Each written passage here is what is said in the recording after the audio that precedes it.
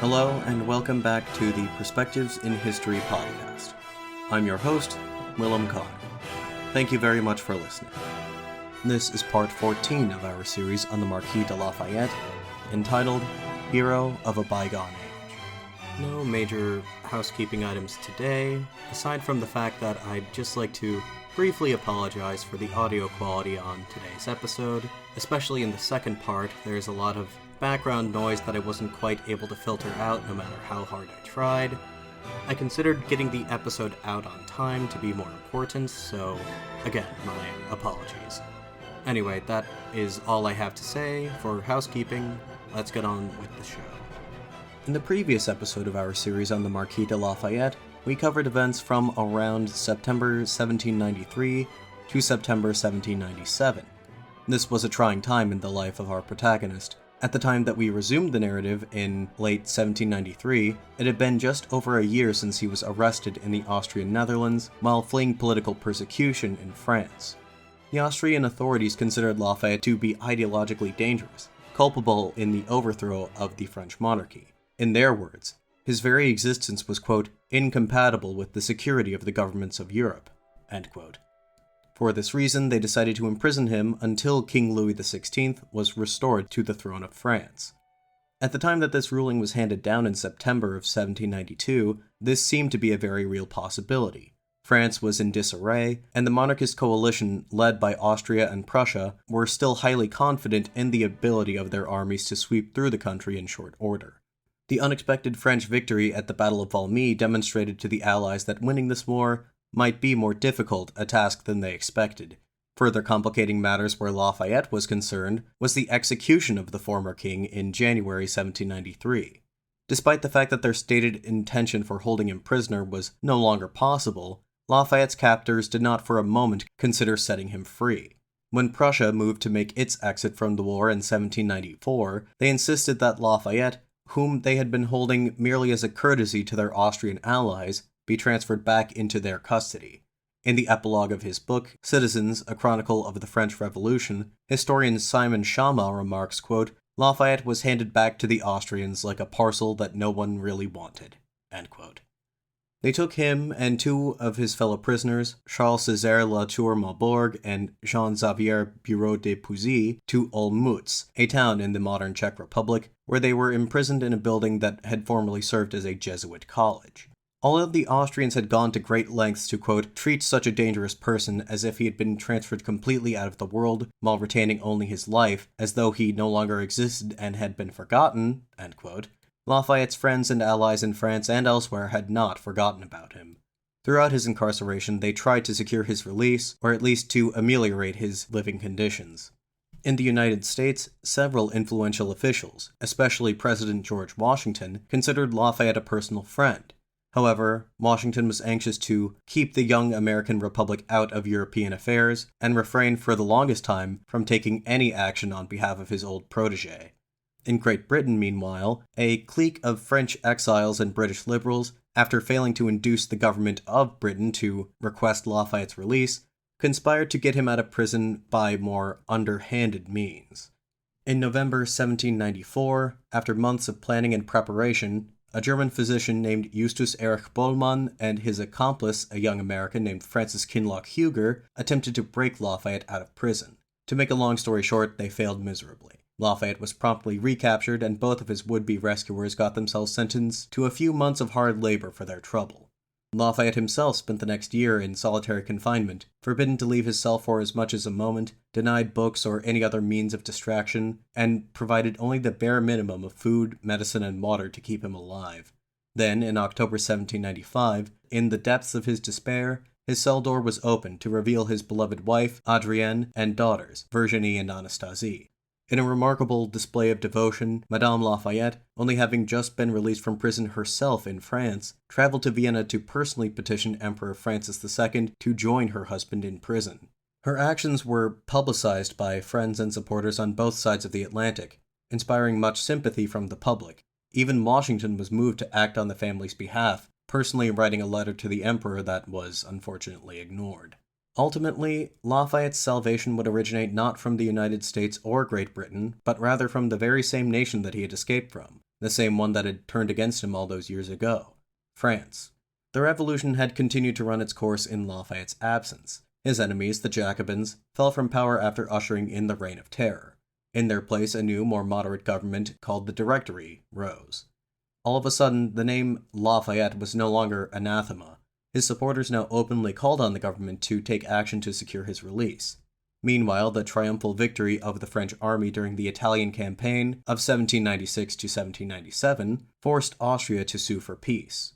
At the onset of treaty negotiations, the Directory instructed General Napoleon Bonaparte to demand the release of Lafayette, his family, and his fellow prisoners, Latour-Maubourg and Bureau d'Épousy, albeit on the condition that they were not allowed to return to France.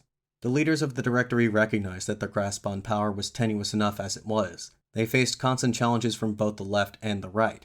In fact, just before the terms of the treaty were finalized in September 1797, a monarchist plot to take over the government was uncovered and promptly thwarted.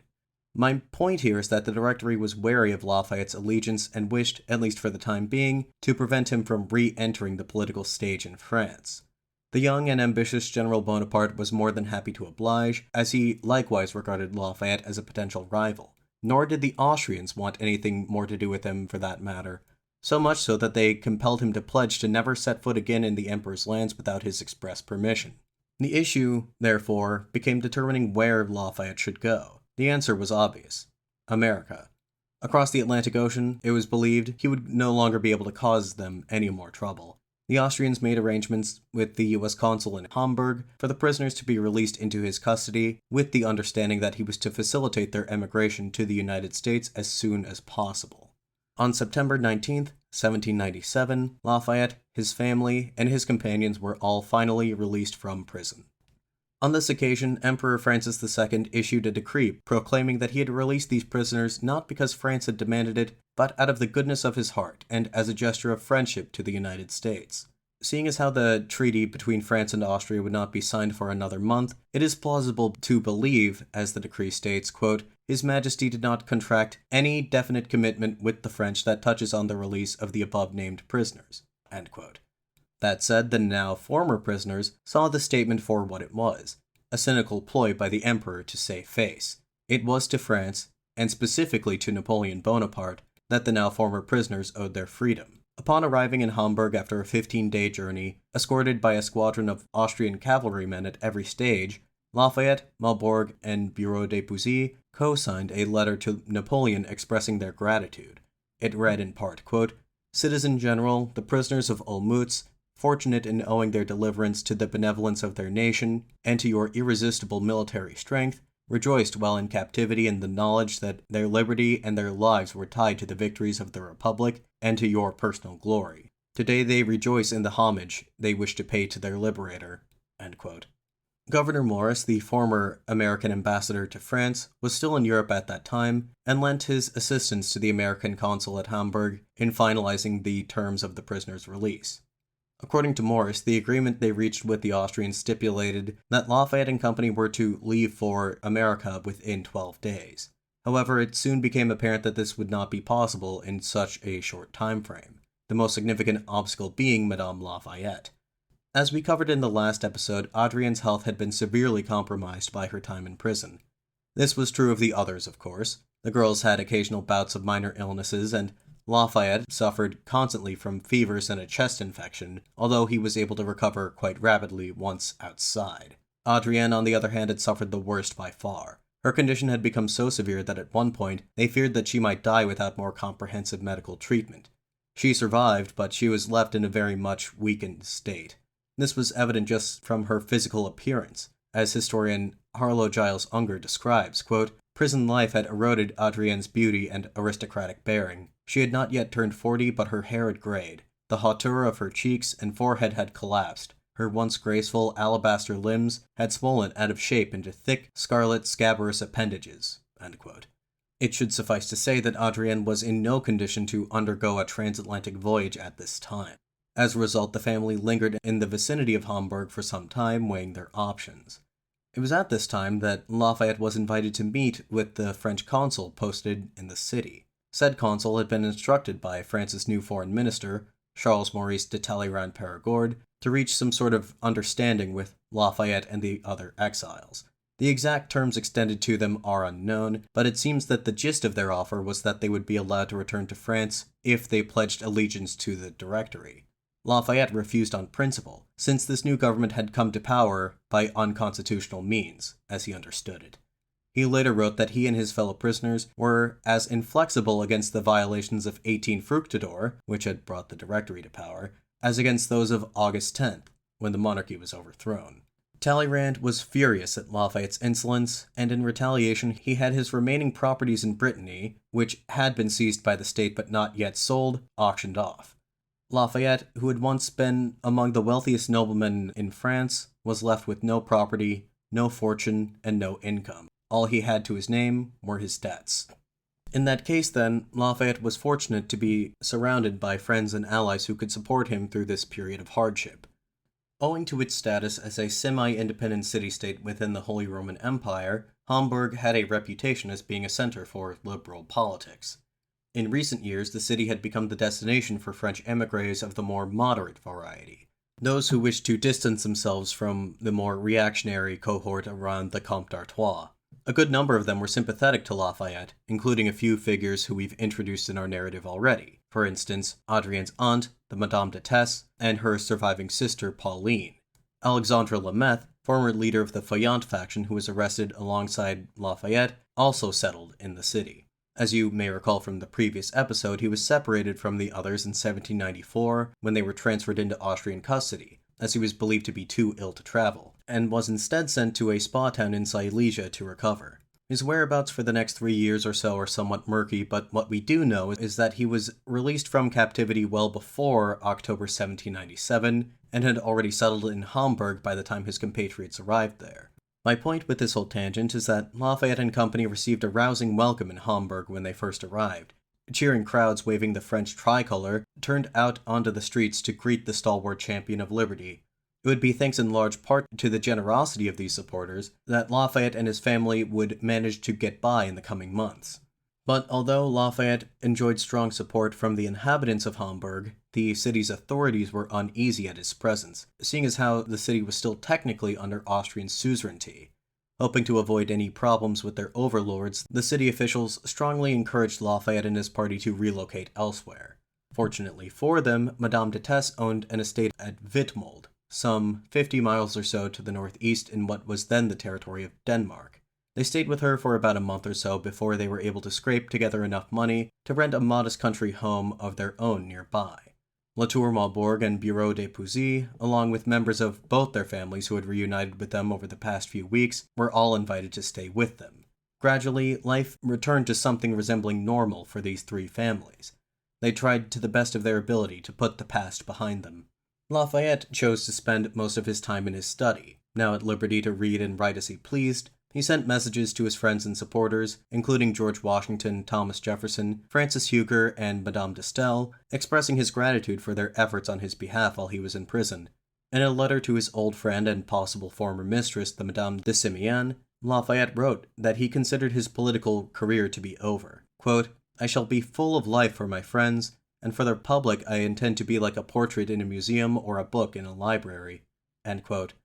It was with this intention in mind that he sat down to write his memoirs, a project that he would never fully complete. After his death, these memoirs did form the basis of the 6-volume work, Memoirs, Correspondence, and Manuscripts of General Lafayette, that would be published under this name by his family. His later biographers are quite critical of the work, and after having attempted to read it myself, it's not hard to understand why. The books are unnecessarily lengthy, full of redundancies and tangents that go nowhere, which, to be fair, are also criticisms that one could level at this podcast. Not to mention there are quite a few self-serving editorial decisions, although I don't know if Lafayette himself or his family are more at fault for this. I did consult them as a source while writing the script, and while they do offer some useful insight into his beliefs and motives, if you do choose to read them for yourself, which I don't recommend, be careful to interpret everything said in them with extra scrutiny. To return to our narrative, in February 1788, the little community of French exiles in the Danish countryside was witness to another joyful reunion in a long series of joyful reunions of late. Lafayette's son, George Washington, rejoined his family. He had been in America for the past 2 years, having been sent there by his mother for his own safety. The better part of his time there he had spent living as a guest of his godfather and namesake, George Washington, initially in Philadelphia, and then at his estate in Virginia after his tenure as president ended in early 1797. As soon as he learned of his family's imminent release in autumn of that year, he secured passage to Europe. Lafayette and Adrienne's spirits were raised at seeing their son again, especially the former, who had not seen him in 6 years. Writing to his Aunt Charlotte, still living at Chavagnac, he marveled at how much the now 19-year-old Georges had matured in that time. Quote, "At last, my dear aunt, our wonderful Georges is with us, and I can assure you that we are most pleased with him. He is perfect physically, tall with a noble and charming face. His temperament is all anyone could wish for. He has the same kind heart you remember, and his mind is more mature than typical of his age." End quote. The family had cause for further celebration later that spring when Juste Charles de la Tour Maubourg, the younger brother of Lafayette's fellow prisoner Charles Césaire, proposed to Anastasie Lafayette. This was a completely logical development. Both were young. Charles was 24 and Anastasie was 20. Both were unmarried and belonged to the same social strata. By all accounts, they were both reasonably good-looking and had spent the past few months living in close proximity to each other. There was just one factor that might have complicated things. The La Tour Maubourg family was dead broke. Charles had nothing to offer her as a dowry, as was commonplace at that time, nor could he provide any guarantee that he would be able to support her financially in the coming years. In normal circumstances, this would have put a stop to any talk of marriage, but these were not normal circumstances. The fact of the matter was that the Lafayette family was not any better off themselves. Adrienne and Lafayette enthusiastically voiced their approval, with Adrienne saying, quote, "When I think of the horrible situation of my children not too long ago, when I see all 3 of them about me, knowing that I am about to adopt a 4th after my own heart, I cannot thank God enough." End quote. The pair were wed on May 9th, 1798. Madame de Tesse initially disapproved of the match, saying that it would be the first such marriage since Adam and Eve. In time, however, she changed her mind, agreeing to hold the wedding at her estate and paying for most of the associated expenses herself. The Lafayette family's life in exile was by no means terrible. It was immeasurably preferable to their previous situation, but it could also not be a permanent state of affairs. They could not get by on the generosity of others indefinitely. But what exactly did Lafayette intend to do at this point? Where did he intend to go? To that question there are 2 logical answers: France or America. His biographers seem to be split almost evenly on this question. As I said before, Lafayette was supposed to emigrate to America within 12 days as a condition of his release. There are some who claim that he never actually intended to fulfill this promise, that he only agreed to this term in the moment to secure his freedom. I think that Mike Duncan makes a compelling argument that Lafayette felt that he was the victim of unjust persecution, and therefore needed to do something to restore his honor and that of his family.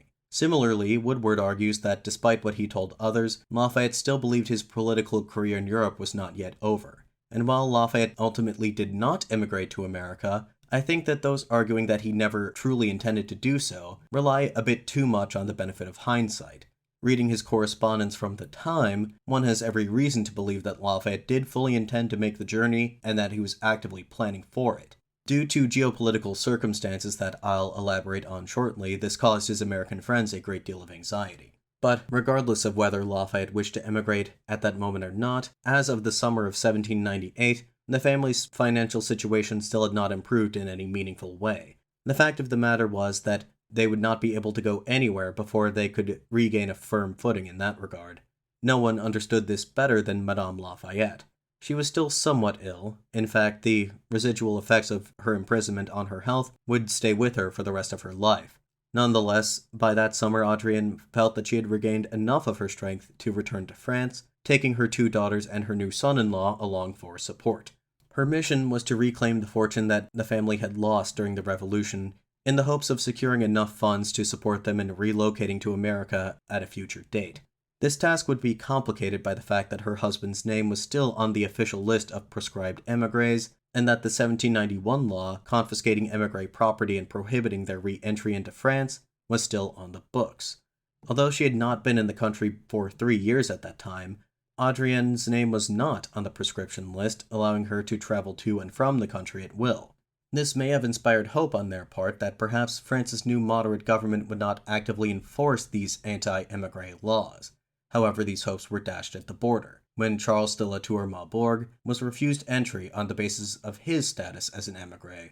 He and Anastasie decided to relocate to the Netherlands for the time being, while Adrienne, undeterred, pressed on to Paris with Virginie.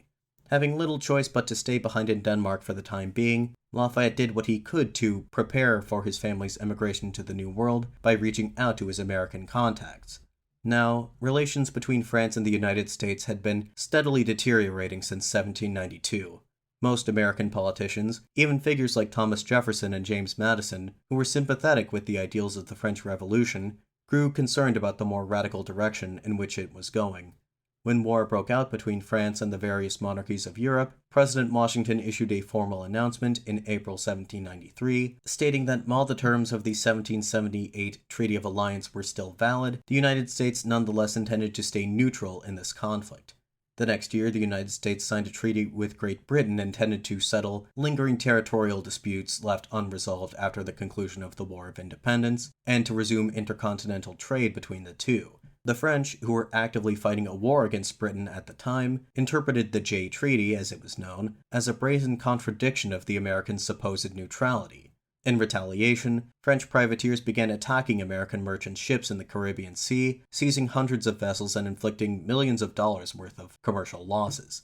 This is more or less where things stood at the time of Lafayette's release in September 1797. Naturally, Lafayette was saddened to learn of this discord between his native country and his adoptive one. From Hamburg, he wrote to Francis Huger, back home from his European misadventures, expressing his thoughts on the state of Franco-American relations. Quote, "Nothing could be more impolitic for the two countries and more painful for myself. My most ardent desire is to see these differences resolved quickly, and may it please God that it might be in my power to contribute to it." End quote. Here we can see Lafayette's characteristic sense of optimism, or naivete if you prefer, on full display.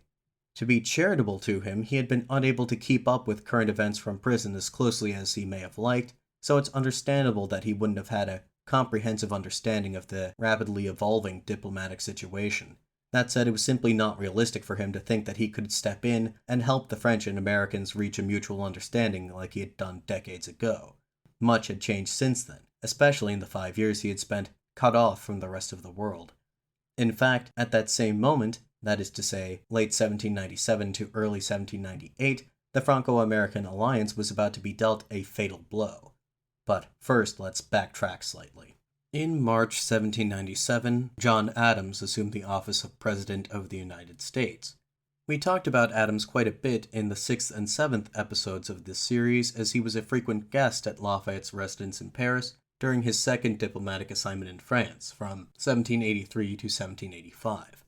As you may recall, Adams did not have a very high opinion of France or the French people, something that had not changed in the time since. He was, however, committed to maintaining American neutrality as much as his predecessor, Washington, was. And so a few months after his inauguration, he dispatched a special commission to France in hopes of de-escalating the mounting tensions. When the 3 American commissioners arrived in Paris in October, France's foreign minister, Talleyrand, refused to meet with them directly, instead only communicating through 3 shadowy interlocutors, later identified in the commissioners' dispatches as X, Y, and Z. Through these agents, Talleyrand demanded a personal bribe of 50,000 livres before formal negotiations could even begin. This kind of extortion was standard practice for Talleyrand, as we've seen earlier this same episode, when he had Lafayette's remaining properties confiscated in retaliation for his refusal to swear allegiance to the Directory. Furious, the American commissioners rebuffed Talleyrand's demands and were compelled to leave the country empty-handed. President Adams released the commissioners' dispatches to the public in March 1798, prompting an immediate public outcry in the United States. Noah Webster, yes, the same Webster of Webster's Dictionary fame, wrote in an editorial for a prominent Federalist Party newspaper, quote, "The friendship of France is to be dreaded by the citizens of the United States as the most dangerous mischief. Her enmity alone can save us from ruin.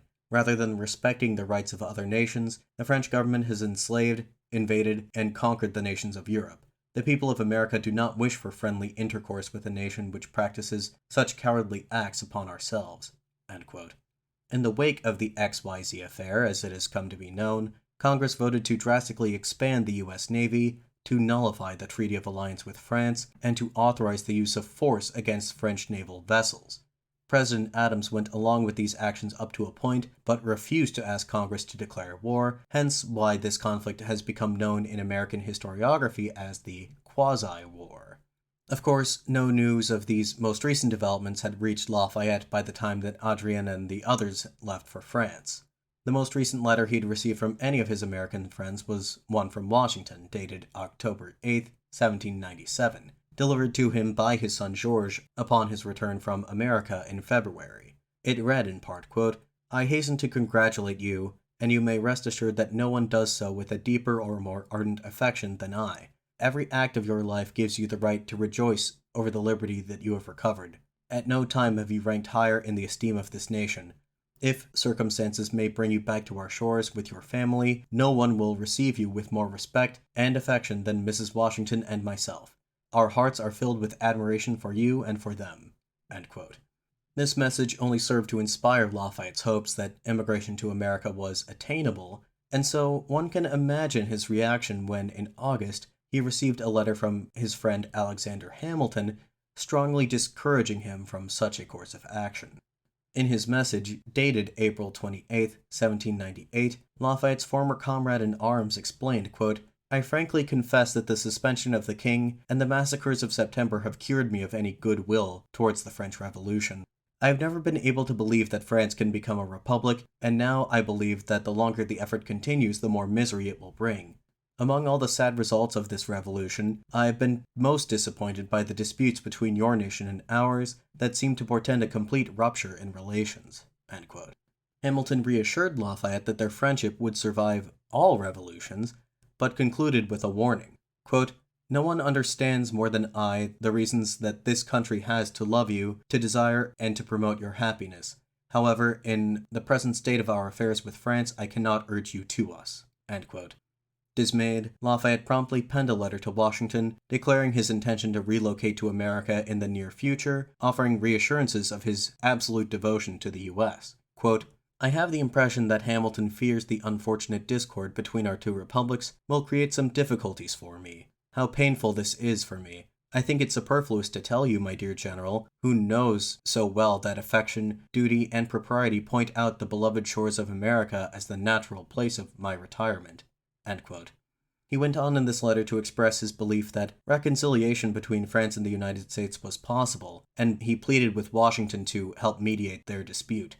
Quote, "I now, for my part, and as far as I know, am persuaded that the French Directory are earnest in their wish to be at peace with the United States. I fondly hope that you shall exert your own influence to prevent a widening of this breach, and to ensure an honorable and lasting agreement."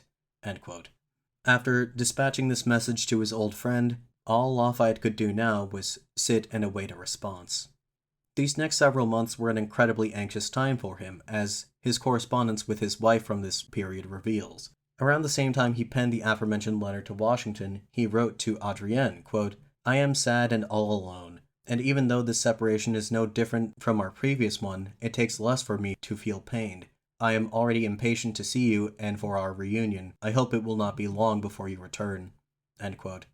Another letter that he wrote to her in January begins, quote, "I was thinking very sadly but tenderly of you yesterday, my dear Adrien, when Georges suddenly entered my room. When will we see the entire family together again?" End quote. Further on in this letter, Lafayette talks at some length about the family's future in America, in terms so specific that would suggest he still believes such a thing was possible. Quote, "Georges and I have spent the day planting a farm for you, either in the beautiful Shenandoah Valley in the back country of Virginia, not far from Mount Vernon and the Federal City," the tentative name for what would become Washington, D.C., "or perhaps in the scenic woods and plains of New England, within reach of Boston, for which you know my predilection." End quote. Meanwhile, in Paris, the recipient of these messages, Adrienne, was going about her twofold task of reclaiming the family's property and getting the names of her husband and son-in-law expunged from the proscription list, unfortunately managing to make little headway in either respect. Upon arriving in the French capital, Adrienne and Virginie took up lodgings with a former maidservant of theirs and proceeded to set about their work.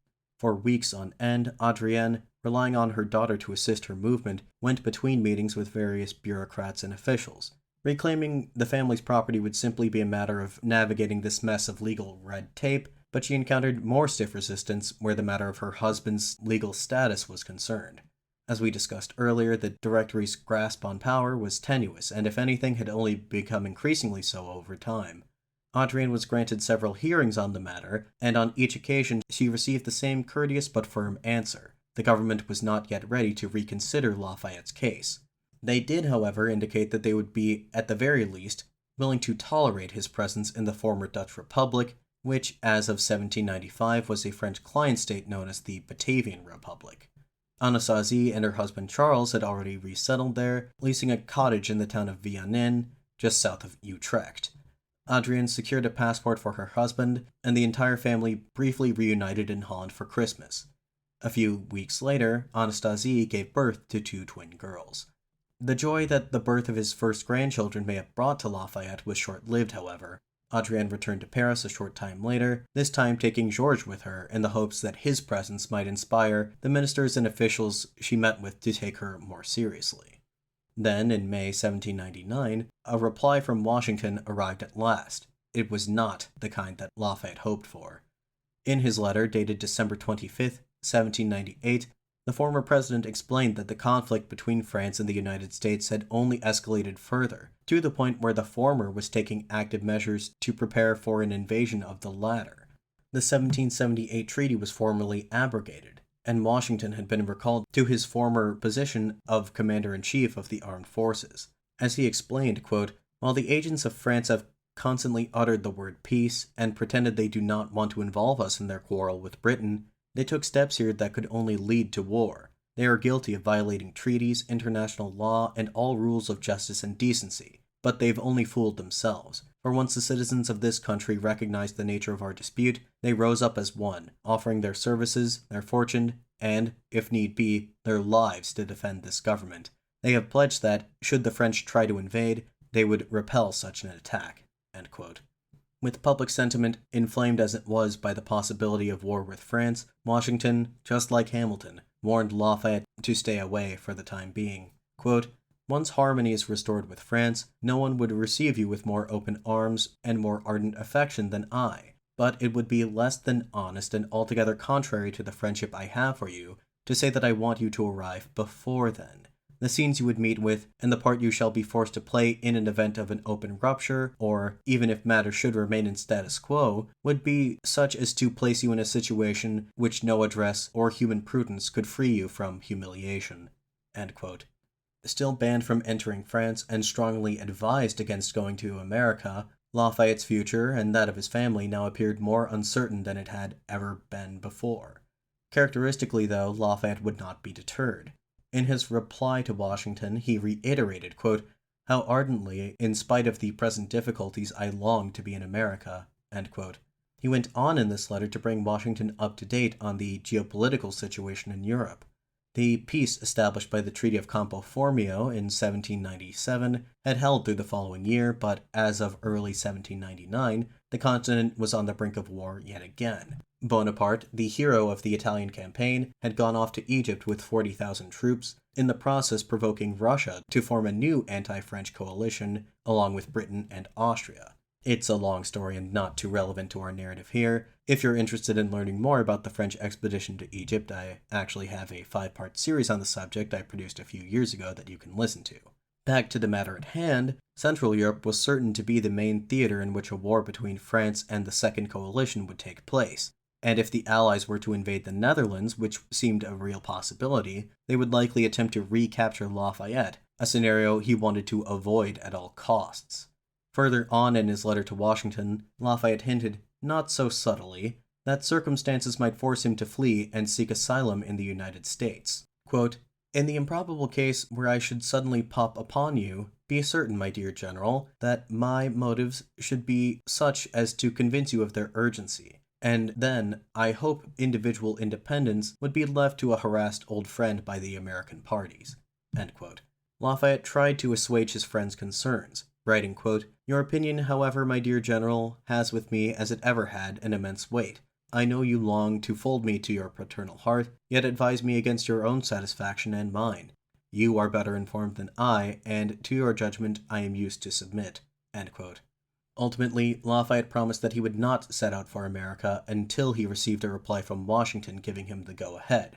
Such a reply would never come because, as it would turn out, this would be the final exchange between Lafayette and Washington before the latter's death in December of 1799. More on that shortly. Realistically, that final letter from Washington should have deferred Lafayette's dream of an American retirement indefinitely. However, according to the people around him at that time, he continued to act as though his escape to the New World was imminent. One of these people was William Vans Murray, a former congressman who acted as the U.S. minister to the Netherlands from 1797 onward. Murray paid semi-regular visits to Lafayette's house in Vienne and wrote his observations and letters to other American officials. As he had not previously made Lafayette's acquaintance, Murray found his single-minded determination and blind optimism to be off-putting. In a letter to John Quincy Adams, son of the sitting president and current U.S. minister to Prussia, Murray reported of Lafayette, quote, "He appears young and healthy, but what I least expected is his cheerful demeanor. He's prone to declaring his attachment to liberty unprovoked, but what exceeds even the pictures of imaginary perseverance is that still, despite everything, he wishes to be instrumental in curing political evils, and ameliorating the condition of mankind. Lord have mercy upon us." End quote. Murray went on in this letter to provide the following assessment of Lafayette's character. Quote, "These delusions are rather lamentable, for he seems to be governed by a most insatiable thirst for honesty and good intentions, and is certainly generous and amiable." End quote.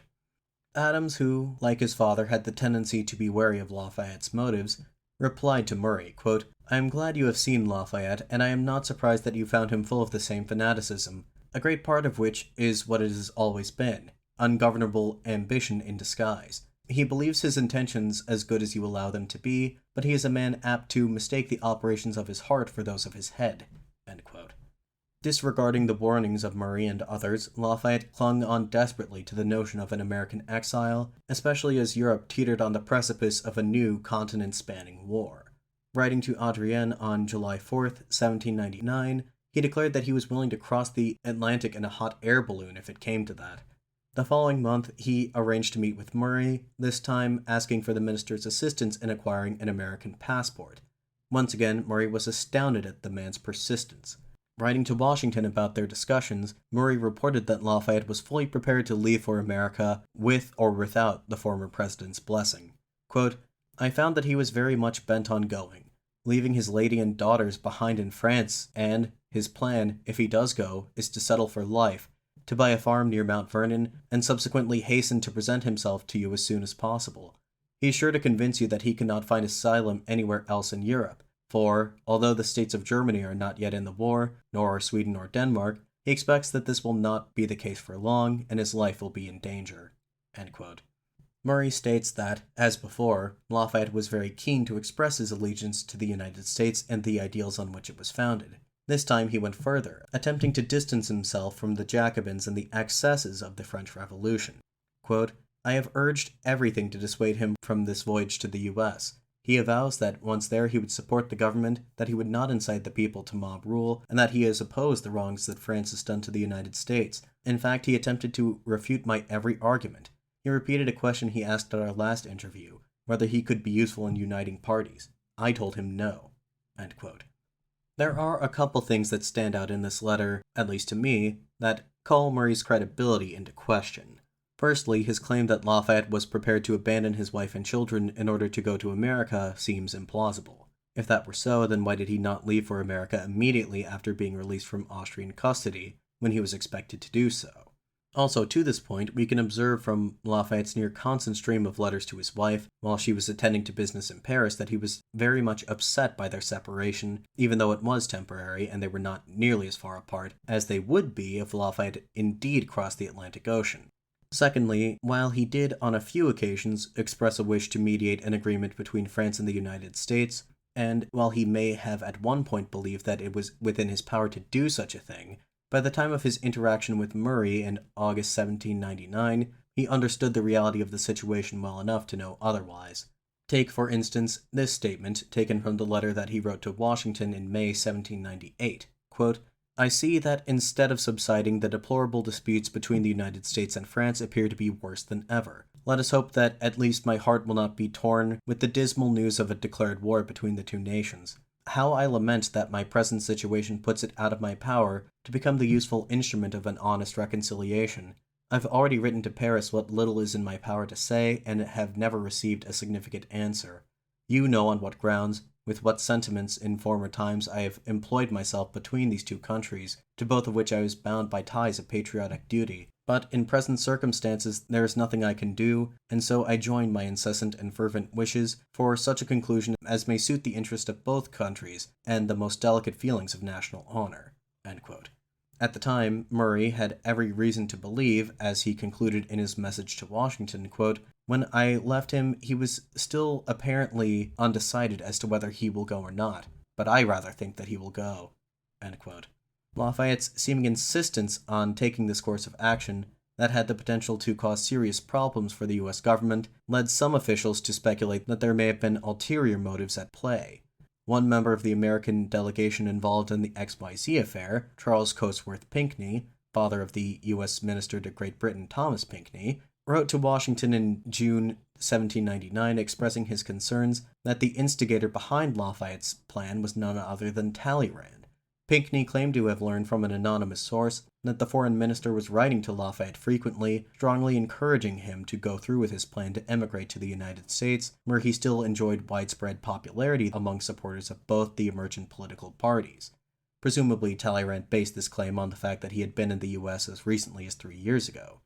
What exactly Talleyrand would have hoped to gain from this, what exactly he expected Lafayette to do on his behalf once in America, Pinckney did not know. But if Talleyrand was involved, it could not be in the national interests of the United States. Washington trusted his old friend enough to not pay much heed to these allegations, writing, quote, "Surely Lafayette would not come here on such an errand, and under such circumstances." End quote. He then immediately qualified his statement, quote, "And yet I believe he may, were such a thing proposed to him. I know too well that he has a blind side, not too difficult to assail." End quote. Ultimately, the only thing that Washington could do was put faith in his friend's discretion. Quote, "What has been done cannot be undone. To make the best of what comes is all that remains to do." End quote. Washington's death in December of that same year may well have put a definitive end to any plans Lafayette had to emigrate to America, if events in France had not preempted them first. By the autumn of 1799, Adrienne had accomplished most of what she set out to do in Paris. She secured an amnesty for her son-in-law, Charles, and the restoration of his citizenship, and she had recovered the title to La Grange, a modest estate she had inherited from her mother's side of the family that sits some 30 miles southeast of Paris. All that was left to do was clear her husband's name, but unfortunately for her, there was still every indication that those in power would not permit Lafayette to re-enter the country. In June 1799, the Abbé Sieyès, an old friend and political ally of Lafayette's, was inaugurated as one of the 5 executives of the Directory. Adrienne was granted an audience with Sieyès soon after, hoping to convince him to grant Lafayette asylum in France in the event that the forces of the Second Coalition were to invade the Netherlands. In fact, at that time, the British and Russians were making preparations for precisely such an action. Sieyès explained that while he sympathized with Lafayette's plight on a personal level, his fellow executives did not, and as such, they would be obligated to arrest him the minute that he set foot in the country. He suggested that if Lafayette wished to avoid being re-imprisoned, he would be better off seeking refuge in Prussia, which had remained neutral during this phase of the conflict. Adrienne reminded him that her husband had already been the prisoner of the King of Prussia once before, and that if he could not avoid being locked away again, he would prefer it to be in his own country. Adrienne's meeting with the newest member of the Directory had been far from encouraging, but in truth, the Directory's rule over France was about to come to an abrupt end. The government's corruption, along with the material strains coinciding with the resumption of war in Europe, were making the Directory increasingly unpopular.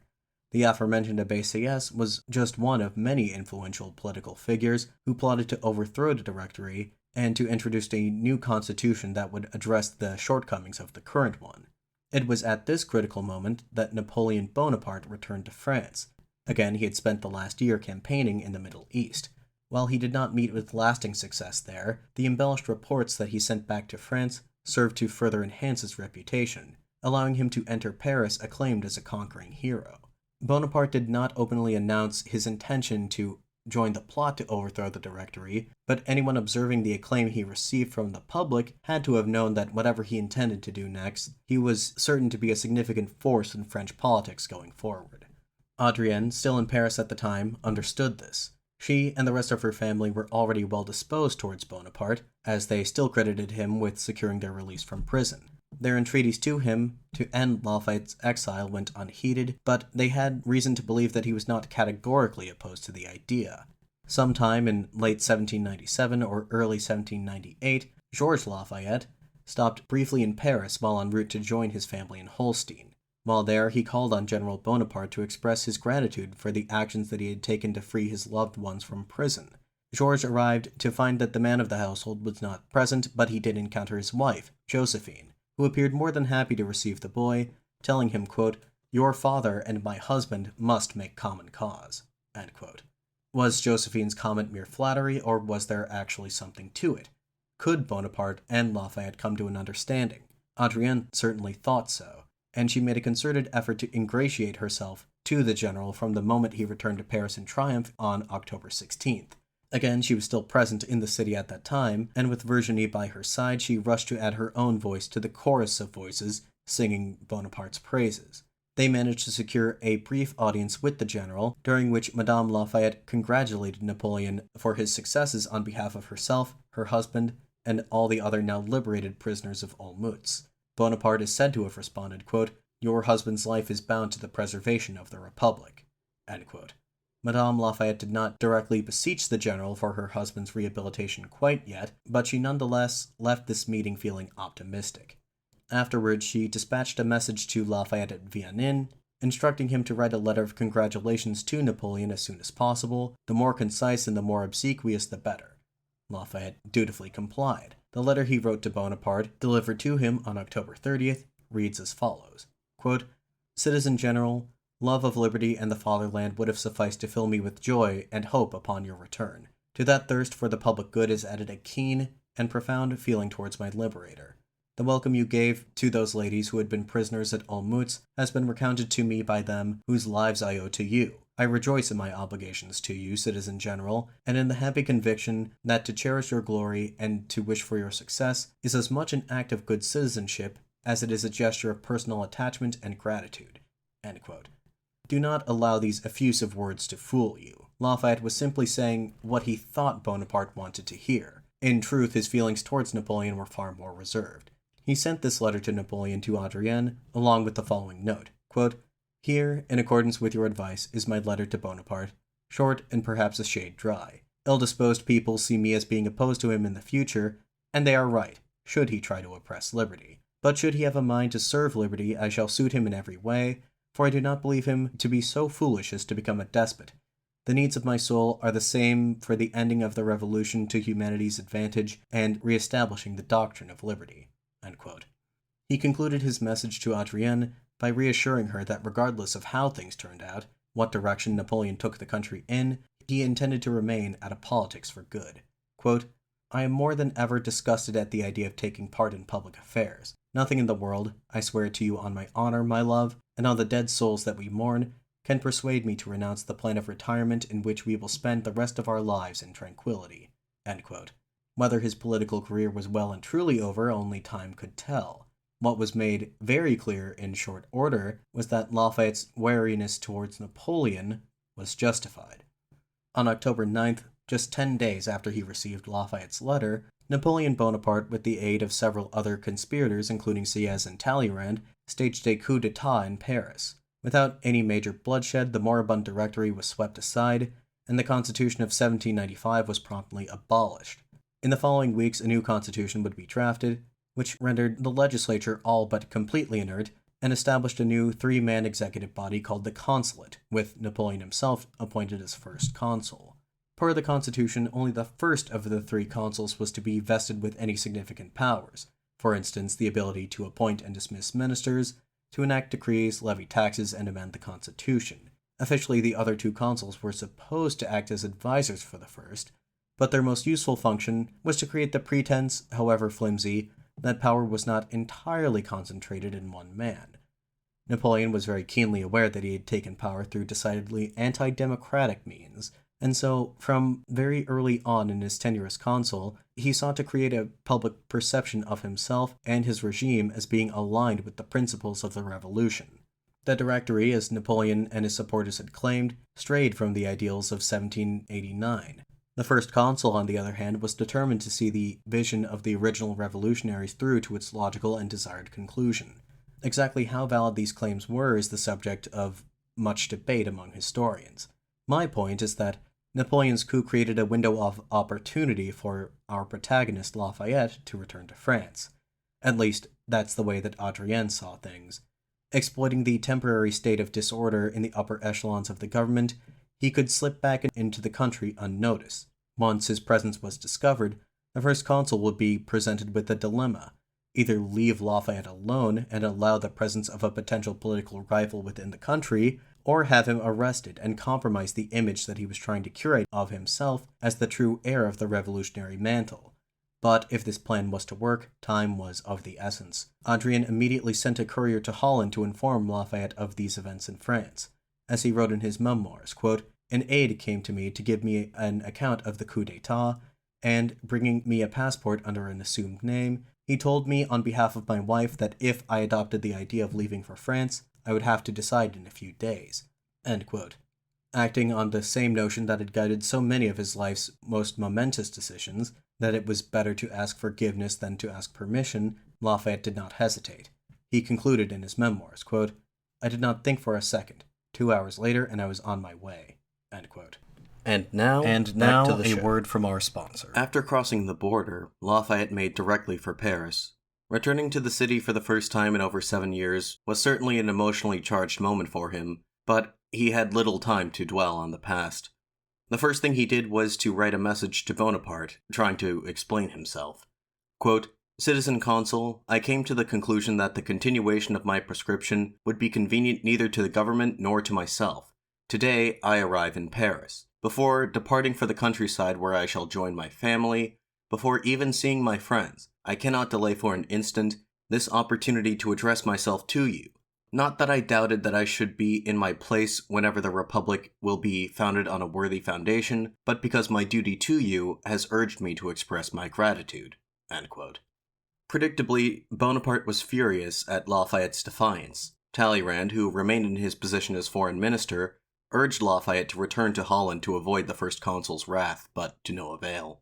He later recalled telling him, in his words, quote, "He surely knew me well enough to know that this imperious and menacing tone would only set me even more firmly in my course." End quote. Then, after directly quoting from a speech Napoleon delivered shortly after assuming power, wherein he swore fealty to Republican ideals, Lafayette got to the crux of the matter, telling the minister, quote, "It would be quite amusing if I were to be arrested by the National Guard and locked in prison by the restorer of the principles of 1789. End quote. Having essentially called Napoleon's bluff, Adrienne took it upon herself to meet with the first consul personally to cut a deal. Lafayette would swear fealty to Napoleon, and in exchange he would permanently retire from politics to live out the rest of his days in rural obscurity, away from the capital. Napoleon praised Madame Lafayette for her political savvy. Quote, "I am charmed to make your acquaintance, Madame. You have a great deal of character and intelligence, but you may not fully understand the situation. The arrival of Monsieur de Lafayette embarrasses me. You may not understand me, but General Lafayette, finding himself no longer in the center of things, will. I implore him, therefore, to avoid all acclaim. For this, I rely on his patriotism." End quote. Napoleon agreed to her terms, but with one major caveat. He would tolerate Lafayette's presence in France provided he remained out of politics, but his name would not be removed from the list of illegal émigrés. This meant that if he defied Napoleon in any way, he could be summarily arrested, imprisoned, or deported. If, however, he adhered to the terms of his agreement for long enough, Napoleon pledged to eventually restore his citizenship. This was a deal that Lafayette was more than happy to accept.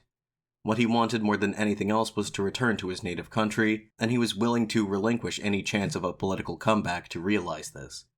As it would turn out, fate did have other things in store for our protagonist, but in that moment, the thought was banished from his mind. He had promised to Napoleon and his government, and more importantly to his wife, to remain out of politics for good, and he fully intended to keep this promise. Within the next few days, Lafayette and Adrienne made the necessary arrangements and set out for the estate at Lagrange, where they would spend their retirement. Now, I'm sure some of you are wondering why Lafayette did not choose to retire to his ancestral home of Chevignac, especially considering that he had already tried to retire there once in 1791, right after he resigned as commander of the National Guard. There is a straightforward explanation for this. The condition that Lafayette avoid all public acclaim necessarily stipulated that there were certain locations he would not be allowed to settle in or even to visit until further notice. Paris obviously was one of these locations. As Lafayette explained in a letter to his Aunt Charlotte, his high profile among the locals of Chevignac meant that that area was off-limits to him as well. Quote, "No sooner had I arrived than I wrote to Bonaparte and CS, telling them that it was my intention to immediately pay a visit to you, but it would have been impossible for me to turn up in our department without causing the very sensation I must be so careful to avoid." End quote. For the most part, Lafayette would be content to hardly ever leave the confines of Lagrange, so much so that he would continue to spend the majority of his time there, even after the restrictions on his movement were lifted. However, there were instances in which he would feel his exclusion more acutely. Being unable to visit his aunt was one of them, but the worst by far was on the occasion of George Washington's death. The former president, founding father of the United States and mentor to Lafayette, died at the age of 67 on December 14, 1799, after a sudden illness. The news reached France early the following year. Lafayette was devastated. He regretted not having been able to see him again after they last parted ways 15 years prior. He regretted that they found themselves on opposite sides of the conflict between France and the United States.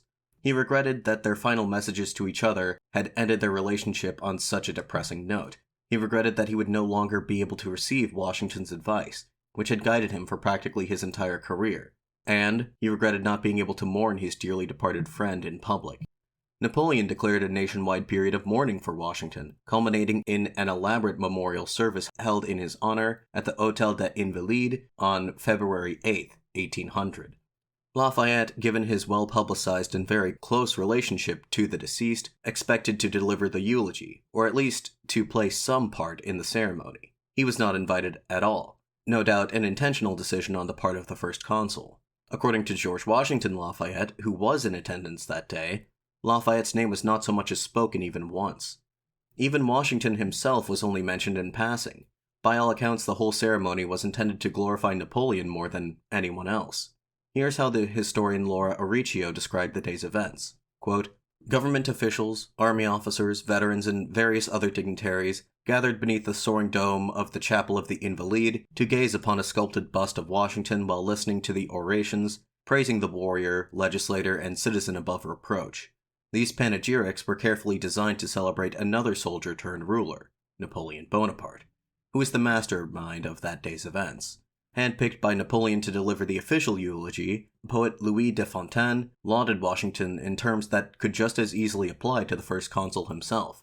As Fontaine put it, Washington belonged to history's small group of prodigious men who appear from time to time on the world stage, where they are destined by a higher power to build a cradle or to repair the ruins of empires. Such men are born for greatness, Fontaine declared. The hand of fortune carries them from obstacle to obstacle, from triumph to triumph, until they reach the summit of power." If the ceremony speeches hinted at parallels between Washington and Bonaparte, its decorations made it very clear which man's achievements were more glorious. A vibrant array of 96 flags seized by the French army during its Egyptian expedition flew over the assembly, proclaiming Napoleon's most recent triumphs and dwarfing the lifeless bust of Washington, who was effectively upstaged at his own memorial, his honor co-opted, and his legacy twisted to legitimate Napoleon's own power. End quote. Seeing what a distasteful spectacle the day's proceedings turned out to be, it was probably for the best that Lafayette was not there to witness them. From his internal quasi-exile, Lafayette would work to honor Washington's memory in his own way, by modeling his own life after that of the American Cincinnatus. If you'll recall our discussion of Lafayette's abortive retirement in 1791, he intended to become a gentleman farmer of sorts, working his own land and trying out the newest techniques in agriculture in the hopes that he might induce his neighbors to adopt them as well. He had only just begun to put this plan into motion when he was abruptly recalled to his country's service after less than 2 months, but the idea had never left his mind. Throughout his long incarceration, Lafayette read any and all books on the topic of agriculture, when he was allowed to have books, that is, all the while daydreaming about the day when he would finally be able to have a farm of his own. Suffice it to say that Lafayette already had a fairly solid notion of how he would spend his time in retirement. Lagrange, the place that he would call home until the end of his days, was perfectly suitable for this purpose. The estate occupied 700 acres of land approximately 30 miles southeast of Paris. Here, Lafayette would be far enough from the capital to put Napoleon's mind at ease, but close enough that he could stay informed on current events. Lafayette maintained an interest in politics throughout his years at Lagrange. Usually it was a passive interest, but other times less so. In this earliest phase, while he was banished from participating in the public sphere, he devoted all of his time and energy towards developing the estate. Lafayette's enthusiasm for agriculture was, by all accounts, genuine. Visitors to Lagrange report that the lord of the manor was every bit as keen to discuss the latest theories in agricultural science as he was to reminisce about the American Revolution. More importantly, he was surprisingly successful at putting these theories into practice. After the first 7 years at Lagrange, he would reside there for a total of 34, Lafayette had completely reconfigured the 700 acres of the estate. Most of the land, 500 acres of it, was dedicated to farming, 415 of which to cultivation, the remaining 75 to pasture land. He grew a variety of crops, potatoes, wheat, corn, and barley, for instance. He also cultivated a large number of apple and pear trees, making cider from their fruit that became popular in the area. As for livestock, he kept pigs, cows, and turkeys, but his pride and joy were his flock of merino sheep, which he imported from Spain. His were the only sheep of that kind in the vicinity of Paris, and the wool they produced became widely known for its high quality. The remaining 200 acres of land were occupied by gardens, meadows, and woods, all of which were highly curated, but in such a way as to appear natural. Lafayette had actually hired a landscape painter named Hubert Robert to assist him in drawing up the plans for the grounds. William Taylor, a prominent man of letters from the English city of Norwich, who visited Lagrange in the spring of 1802, wrote a letter to his cousin containing a description of the estate. Quote, "You pass a bridge to enter the Gothic gate, and find yourself in an open courtyard facing west. The moat is partially filled, and will soon assume the form of a stream. Fine woods shade the southern lawn, which is bordered on the east by an old alley of fruit trees, which themselves conceal a large walled garden. The barns and stables are to the northeast, where an orchard is about to be planted. The ground is very flat, but it is full of trees. The owner intends to give it the appearance of an English park." End quote. Then, of course, there was the primary feature of the estate, the chateau, a literal medieval castle, and a decently sized one at that. I have been unable to find definitive information about the building's specifications, but Laura Auricchio claims that it had 45 habitable rooms. In any case, it was large enough for Lafayette and his entire family, including Georges, Virginie, Anastasie, along with her husband and children, and of course Madame Lafayette, to live comfortably. Apartments would later be added to accommodate Georges' old tutor, Félix Frestel, and one for Madame de Tesse, who would reside briefly with the family after her removal from the list of émigrés in 1801. Well before anyone could live there in any degree of comfort, the chateau would have to undergo some significant renovations. The chateau itself was quite old. It was initially constructed in the 14th century, most likely during the 100 Years' War, and had sat largely unused since the 17th. Woodward described the state of the chateau at the time in the following terms. Quote, "The great manor stood cold and stark against the winter sky. It was 700 years old. Generations of men and women had lived within its stone walls. The old house, still and quiet, had watched them come and go. When the Lafayette family arrived in 1799, the chateau was appalling in its lonesome, overgrown desolation. They would work to change that." End quote. The most extensive repairs were needed on the roof. As for the interior of the chateau, visitors observed that its rooms were picturesque and inviting enough, if a little on the austere side. At least this was the impression of William Taylor, the English writer who I quoted from just a moment ago. Quote, "We had breakfast in the round saloon of the southwest tower, returning after dinner at 6 o'clock. The room is decorated with 4 paintings. The first is a view of the arrival at some American port of the ship that Lafayette at his own expense equipped. The second, the demolition of the Bastille. The third, the Festival of the Federation. And the fourth, a portrait of the young Lafayette in his Continental Army uniform." The bedchambers are furnished with a simplicity that struck me at first as nakedness, but soon after I perceived that not the smallest wish was unforeseen, that pen, ink, paper, and shaving glass were all close at hand." End quote. Taylor was far from the only acclaimed author to visit Lafayette at his estate. More renowned than Taylor was the Irish author, Sidney, Lady Morgan, who stayed at Lagrange for about a month in 1816. At the time, she was in the process of writing a 2-volume work, part travel memoir and part history, entitled simply France. The segment of her work pertaining to Lafayette offers us an interesting glimpse into what his life at Lagrange was like. Take, for instance, this passage regarding his library. Quote, "He has made himself master of all that is best worth knowing in literature and philosophy, and in both the English and French languages. I observed that his library contained many of our most preeminent authors on all subjects. His elegant and well-chosen collection of books occupies the highest apartment and one of the towers of the chateau." End quote. The library was Lafayette's favorite room in the building. It was where he spent most of his time, that is, when he wasn't preoccupied with tending to the farm or entertaining guests. Its location offered one an unparalleled view of the entire estate. As one American visitor in 1826 put it, quote, "The library windows command a view of a rural domain such as Cincinnatus or Washington would have enjoyed, and such as its own proprietor would not exchange for an entire empire." End quote. Lady Morgan, writing a decade later, recounted, quote, "Like the study of Montaigne, his library hangs over the farmyard of this philosophical agriculturalist. It frequently happens," said Monsieur Lafayette as we were looking out of the window at some flocks lowing beneath, "it frequently happens that my sheep and my hay carts dispute my attention with Hume and Voltaire." End quote. Now, I've said that Lafayette met with a good deal of success as a farmer, more than one might have expected from someone who had so little experience with that sort of work earlier in his life. It is true that he became quite skilled in land cultivation and animal husbandry, and with those skills he was able to make Lagrange into a productive farm. But Lafayette never had an aptitude for the business side of things. Try as he might, he could never make Lagrange into a profitable enterprise in the strictly financial sense. At most, the sale of agricultural products from the estate could earn him 10 to 15,000 livres annually. This was a mere 10% of what Lafayette's annual revenue had been when he first came of age 2 decades ago, and it was not nearly enough to support his steadily growing family in the current moment. On top of living expenses, the family was deeply in debt, 200,000 livres to be precise. Lafayette had resorted to borrowing money to carry out the renovations he deemed necessary at Lagrange, to say nothing of the money they already owed to Governor Maurice.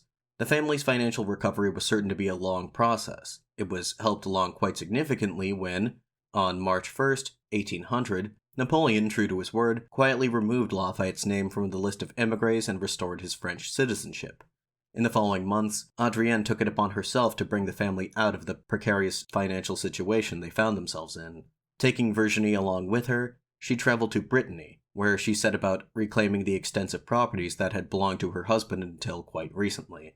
Putting her talent for negotiation to good use, she managed to recover the titles to nearly all of these landholdings. The least profitable of these lands she sold off, putting the proceeds, some 60,000 livres, towards the family's debt. As for the rest, she arranged new lease terms with the tenants already living there, securing a steady stream of additional revenue. Once again, Madame Lafayette had proven her aptitude for business, more than made up for her husband's lack of it. Thanks to her actions, the family was once again put on a firm financial footing. They would not be as extravagantly wealthy as they had once been, but at least they would be able to live in comfort for the foreseeable future. Napoleon's decision to remove Lafayette from the proscription list in March of 1800 indicates that he felt secure enough in his position that the old general no longer appeared to pose a threat. Indeed, he had taken significant steps in recent months to consolidate power in his hands. On February 7th, the new constitution that was drafted under his auspices shortly after the coup was put before the electorate for their approval or disapproval. The results, skewed by a combination of fraud and coercion, were 1,500 against and over 3 million in favor. That was all well and good for Napoleon, but he knew that military victories would serve to legitimize his rule more than staged referendums ever could. And so, to that end, in May of that year, the first consul led an army of 22,000 men across the Alps into Italy, where the armies of France had been trying to push back against the steady advance of coalition forces for the past year. On June 14th, Napoleon got the result he wanted when he led the French to a close but decisive victory against the Austrians at the Battle of Marengo.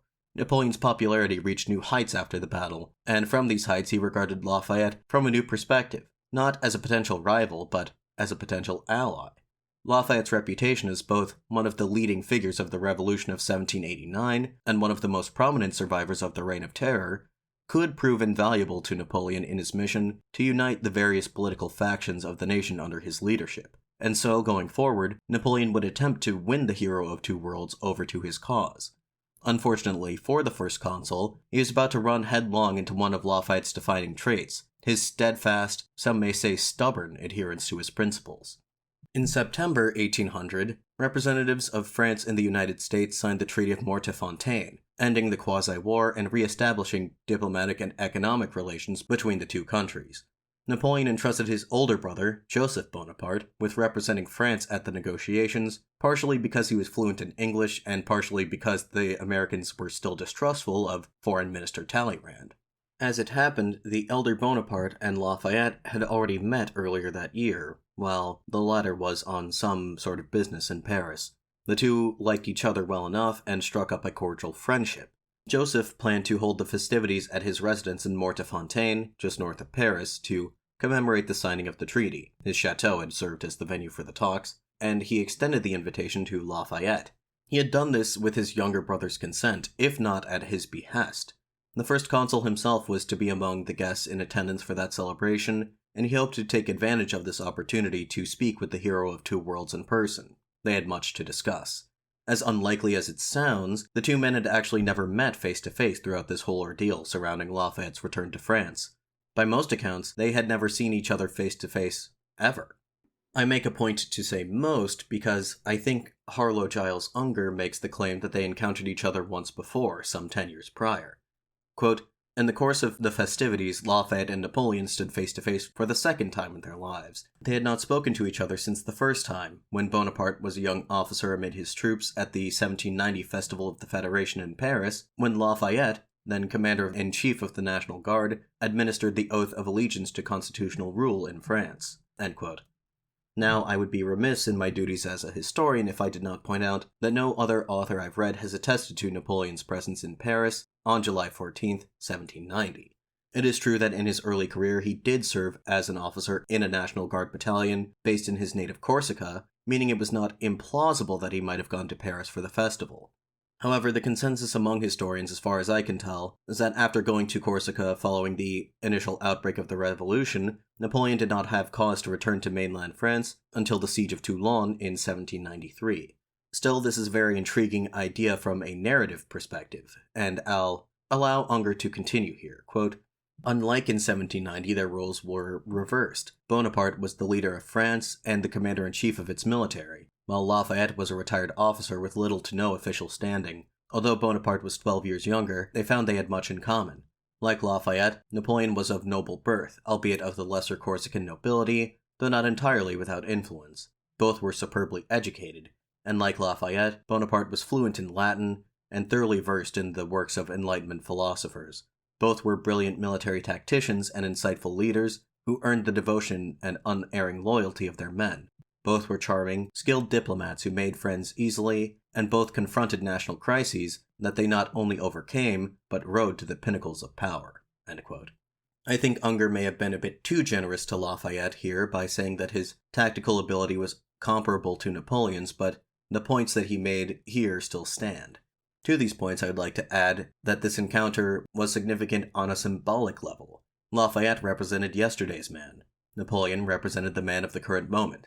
Lafayette embodied the spirit of 1789. His story was illustrative of many would-be reformers of his generation, whose liberal ideals helped to put the revolution into motion, but who thereafter found themselves caught in the maelstrom they helped unleash.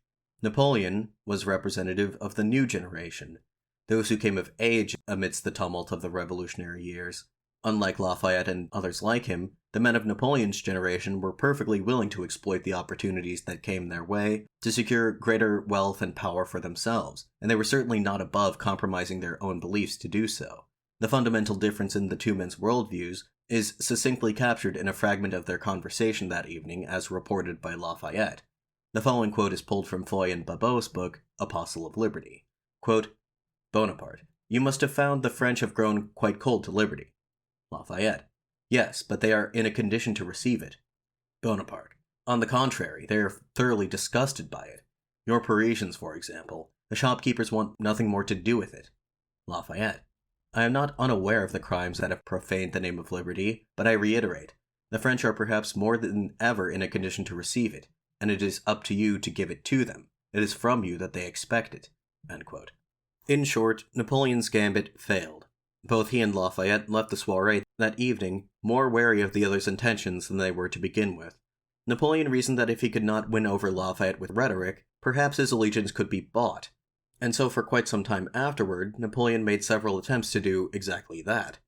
After the Treaty of Mortefontaine was ratified, the first consul, by way of Foreign Minister Talleyrand, offered Lafayette an appointment as France's ambassador to the United States. Lafayette declined the offer on the basis that his attachment to both nations would undoubtedly lead to conflicts of interest.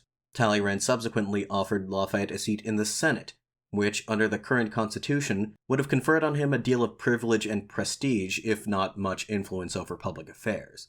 Lafayette declined this offer all the same, telling Talleyrand that if he were to accept the appointment, quote, I should be obliged, the very day after taking my seat, to denounce the government and its chief. End quote. He played off this statement, claiming that he was joking, but Napoleon was not ignorant. It was clear from Lafayette's standoffishness that he disapproved of what he saw as the increasingly authoritarian nature of his regime. This irritated the first consul to no end. In a conversation with an old friend of Lafayette's, General Mathieu Dumas, no relation to Alexandre Dumas, Napoleon made a comment to the effect of, quote, nobody likes to be thought of as a tyrant. General Lafayette appears to have designated me as such. End quote. Apparently, Napoleon asked Dumas to relay these words to Lafayette, who replied, quote, the silence of my retirement is the maximum of my deference. If Bonaparte were willing to serve the cause of liberty, I would be devoted to him, but I can neither approve of an arbitrary government nor associate myself with it. End quote. This tense exchange notwithstanding, Lafayette maintained regular contact with Napoleon over the next 2 years, sometimes through intermediaries, and more often in writing and in person. Lafayette later claimed his discussions with the first consul would last 2 to 3 hours at a time, in the course of which they, quote, talked of everything with mutual freedom. End quote. Lafayette had not yet given up hope that Napoleon might be persuaded to curb his more illiberal tendencies, while conversely, Napoleon had not yet given up hope that he might win Lafayette's support for his regime. This brings us to perhaps his most brazen attempt to bribe Lafayette, and without a doubt, the most shameful. As you'll recall from part 12 of this series, in 1792 the French government confiscated Lafayette's properties as a reprisal for his defection. Among these were his 3 plantations near Cayenne, in France's South American colony of Guyana. The smaller 2 plantations, along with the enslaved persons living there, were promptly divided up and auctioned off, while the largest plantation, La Belle Gabrielle, remained in possession of the state. Napoleon was aware of Lafayette's ongoing financial difficulties, and so, sometime in the first few months of 1802, he made him an offer. The government would return the property to Lafayette, and once the title was legally transferred, they would immediately buy it back from him for 140,000 livres. Coincidentally, this amount was just enough to pay off the family's remaining debt. Lafayette jumped at the opportunity and immediately set out for Paris to sign the necessary paperwork. When he read through the fine print, however, he saw something that gave him pause. There was a clause within the contract that stated that Lafayette would, quote, recognize the right of property over those found on the plantation, end quote. Lafayette later claimed that the wording of the contract was such that it gave him cause to suspect Napoleon intended to reinstate slavery. This was unacceptable to Lafayette. His entire purpose in buying these plantations in South America to begin with was to gradually emancipate the people enslaved there. He argued with the minister presiding over this case to have the offending clause stricken from the record, stating that he, quote, would not cooperate in any kind of slave system, end quote. The minister refused to alter the terms of the contract, telling Lafayette that the sale was entirely contingent on him renouncing, quote, all rights and all property of any kind that belonged to him in Cayenne, end quote. Desperate for the money, Lafayette relented and signed the contract, unaltered. Surely enough, the month after the sale was finalized, on May 20th, 1802, Napoleon issued a decree reinstating slavery in France and its colonies. Lafayette's Cayenne experiment, which had begun as a noble venture, ended in an ignoble farce. Once he had hoped that by carrying out a program of gradual emancipation, he would set an example that might be followed the world over. In the end, it proved inconsequential, little more than an unfortunate footnote in Lafayette's story. a cautionary tale about well-meaning social reformers who ultimately decide that they cannot afford to stand firmly behind their cause. It was, as historian Laura Auricchio put it, quote, "a moral knot he never managed to untangle," end quote. If Napoleon thought that he would secure Lafayette's allegiance, or at the very least his acquiescence, through the business with the Cayenne plantation, he'd be proven wrong in short order. On March 25, 1802, France and Great Britain signed the Treaty of Amiens, bringing the War of the Second Coalition to an end and restoring peace to the European continent for the first time since 1792. As I'm sure you know already, this peace would not hold, and war would resume after just 1 year. But Napoleon aimed to take full advantage of this brief interlude to solidify his power in France. On May 10th, a national referendum was held, with the question posed to the electorate being whether Napoleon Bonaparte should serve as consul for life. The results, much like those of the referendum held 2 years earlier, were lopsided. 3,653,600 voted yes, and only 8,374 voted no. These results can be partially explained by the fact that the voting was not done by secret ballot, and voters were made to record their names next to their vote, naturally deterring any number of people who would have otherwise voted in opposition to Bonaparte to reconsider, but not Lafayette. He was proudly among the small minority of those who voted no. To be clear, Lafayette was not against the idea of a lifetime appointment for a chief executive in principle. In fact, by his own account, he suggested the very notion to Napoleon in the course of their discussion at Mortefontaine in 1800. As he recalled in his memoirs, quote, "I spoke to him of an idea that had occurred to several members of the Constitutional Convention in America, a presidency for life. I saw his eyes light up. I was quick to add, given national representation and suitable checks on executive power, this idea might work in France. He kept his eyes on me with an air of attention," end quote. Whether Lafayette personally blamed himself for planting this idea in Napoleon's mind is unclear, but what is clear is that he very much disapproved of the First Consul's latest power grab, as he wrote the following comment in the Register of Votes, quote, "I cannot vote for such a measure until public liberty is adequately guaranteed. Only then will I give my vote to Napoleon Bonaparte," end quote. Outwardly, Napoleon acted unbothered by Lafayette's latest act of defiance. His referendum had succeeded, and his grasp on power was now more secure than it had ever been. He was the undisputed master of France, and this one dissenting voice would not change that. Behind closed doors, the First Consul was furious. It was at this time that their regular correspondence, which they'd carried on for 2 years, ceased entirely. The two men entered into a long and uneasy truce that would persist until Napoleon was finally deposed. From the seclusion of Lagrange, Lafayette tried his best to ignore current events. His foremost priorities remained his farm and his family was continuing to grow. In June 1802, his son, Georges, married Emile de Tracy, the daughter of philosopher and statesman Antoine de Tracy, who had been a friend of Lafayette since the time of the Estates General. The couple's respective fathers were very pleased with the match, and after the wedding, the two families ventured to Chavignac to celebrate. For several days, the old chateau came alive with the sounds of merrymaking and revelry. Among the partygoers was a young man named Louis, Marquis de Lafayette, who had been invited by Adrienne's sister. He and Virginie, then 20 years old, hit it off.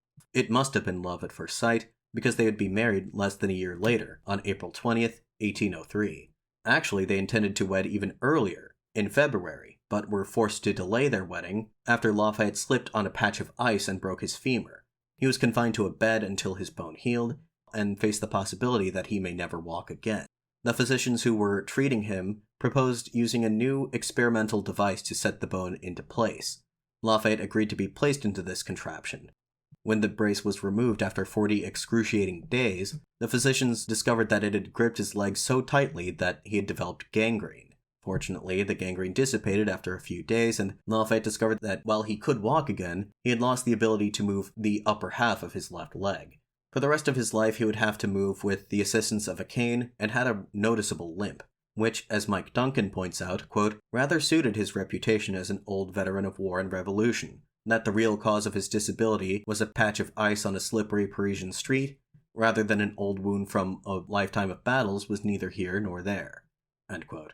In April, just before Virginie's wedding, an unexpected visitor arrived at Lagrange. It was James Monroe, former U.S. Minister to France.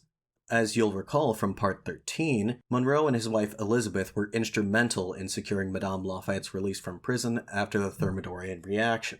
In the time since, Monroe was recalled as minister, returned to America, and was elected governor of Virginia in 1799, with his term having ended in December 1802. Adrienne was overjoyed at seeing Monroe again for the first time in 8 years. As for Lafayette, he had not seen Monroe personally since the War of Independence, but he was aware of how he had helped Adrienne and was incredibly grateful to him. The pair were happy to see him, but they must have wondered, what business had brought him back to France? Well, it's a bit of a long story.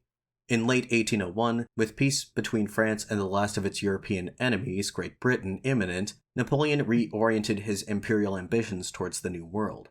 The first step in this direction would be to reassert French control over the Caribbean colony of Saint-Domingue, which, following a massive slave revolt, had fallen under the control of rebel leader Toussaint Louverture.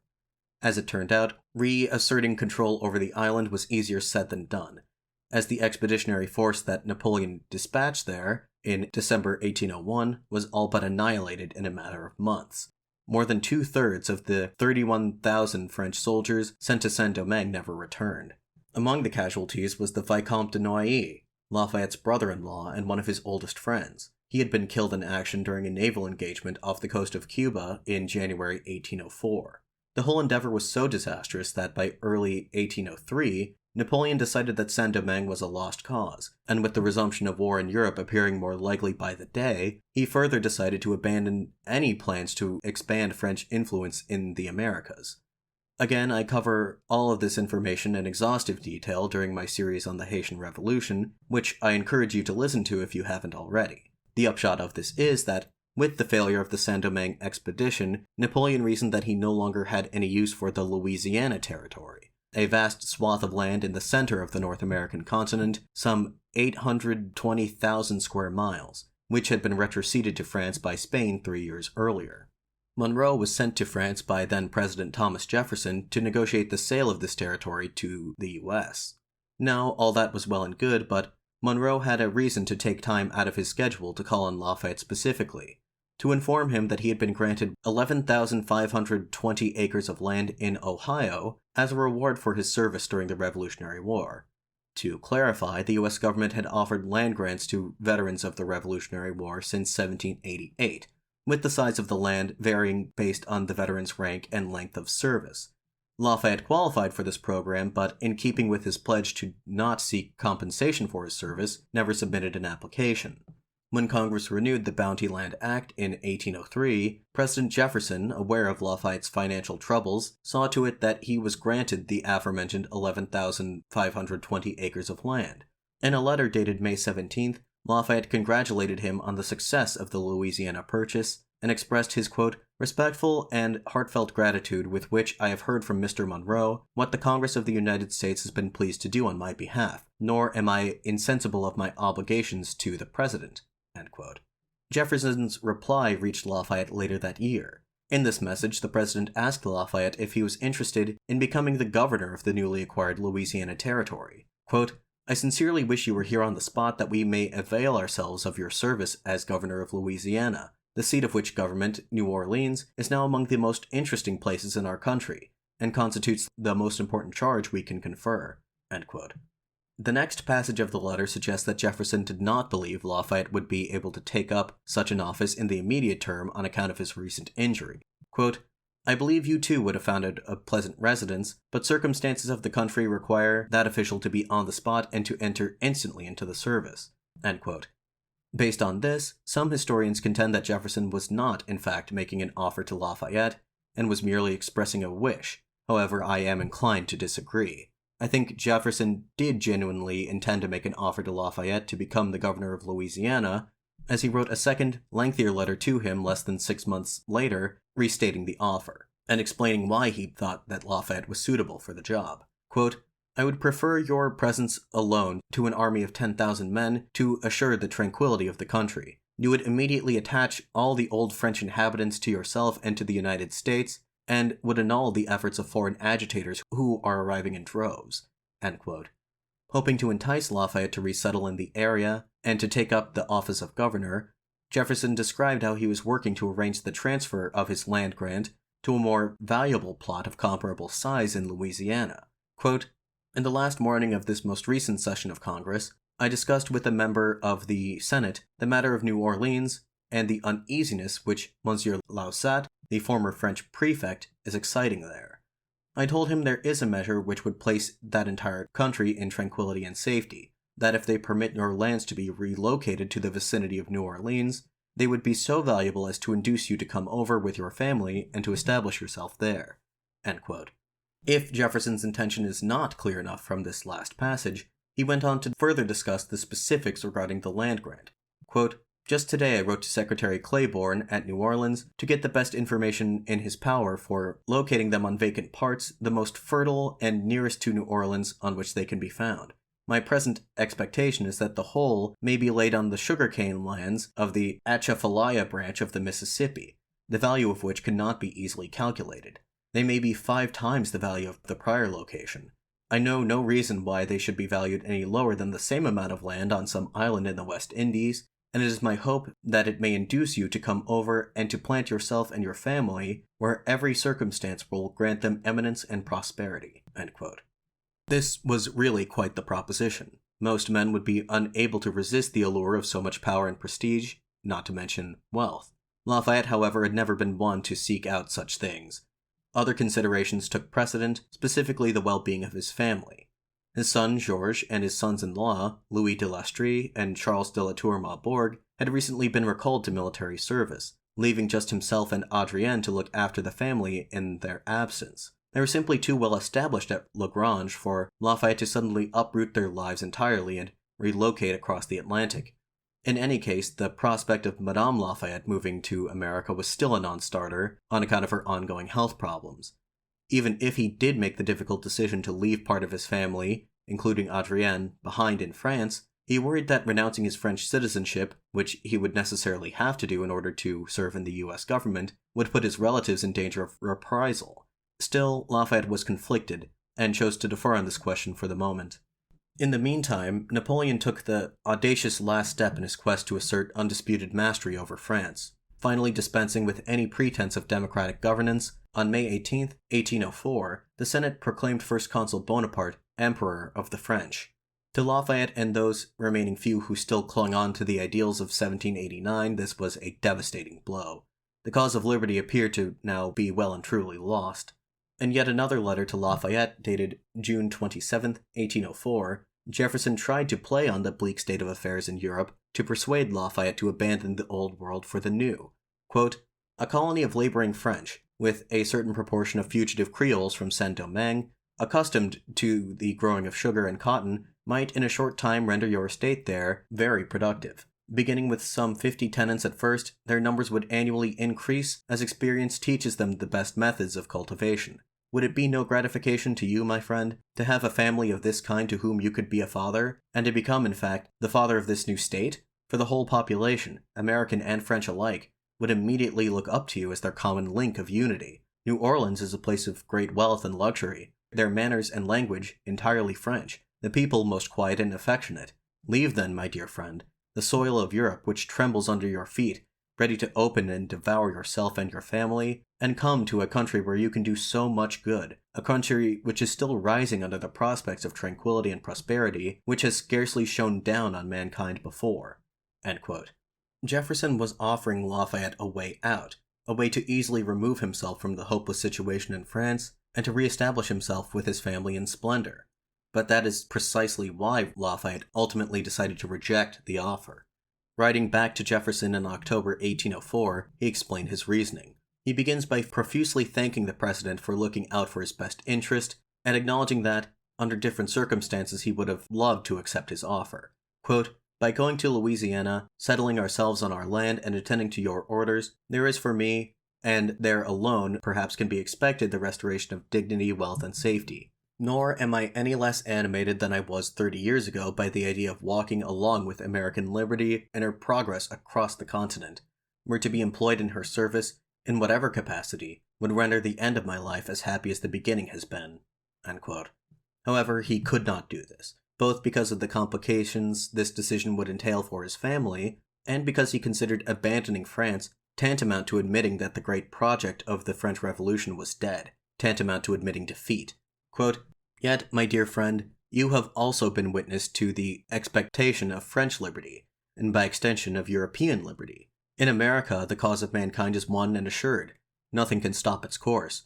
Here it is reckoned to be lost and unretrievable, but to pronounce its doom myself, to proclaim it as it were by my final expatriation, is a concession so repugnant to my nature that unless I am quite forced to do it, I don't know how the hope, however faint it is, can be totally abandoned. This may be a mere weakness of the heart, but amidst the usurpations of unrestrained power, and in the event of a fall, the probable dangers of resurgent Jacobinism or aristocratic reaction, I will not despair of developments less favorable to the dignity and freedom of my countrymen. And where I consider the prodigious influence of French doctrines on the future destiny of the world, I persuade myself that I, a promoter of this revolution, must not acknowledge the impossibility to see it in my time restored on the basis of generous, upright, and in a word, American liberty." Unquote.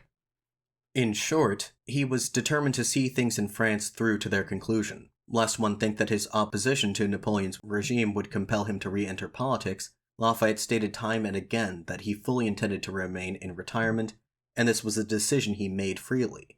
In truth, he was just being pragmatic. At this juncture, openly challenging Napoleon seemed foolhardy, as there was no organized resistance to his rule within France. He expounded on his relationship with Napoleon to Jefferson in that same letter from October 1804. Quote, "In the imperial business I refrain from voting, you see. As I once told him, I am willing to be prudent, but not to renounce my beliefs. The last I heard from him, he said that he attributed my continued retirement to my hostility towards him and his government. I answered that as to himself, I was sensible of my obligations to him, but that to an absolutist government I could never be a friend." Unquote. He demonstrated this quite clearly when, sometime shortly after being proclaimed emperor, Napoleon made one final attempt to win Lafayette over to his side by restating his offer of a lifetime appointment to the Senate and to award him the Legion of Honor, a new award instituted by Napoleon to replace the Order of St. Louis as the highest honor that could be bestowed by the French state. Once again, Lafayette rebuffed Napoleon's offer. In doing so, Lafayette went down in history as one of just a handful of individuals who refused the Legion of Honor. Some other noteworthy figures with the same distinction include Albert Camus, Simone de Beauvoir, Claude Monet, Gustave Courbet, and both Marie and Pierre Curie.